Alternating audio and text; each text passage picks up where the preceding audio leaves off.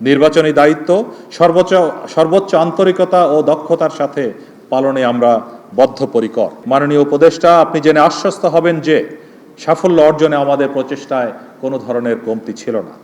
ভবিষ্যতেও স্বরাষ্ট্র মন্ত্রণালয় কর্তৃক অর্পিত যে কোনো দায়িত্ব নিষ্ঠার সাথে সম্পাদনে আমরা প্রতিশ্রুতিবদ্ধ।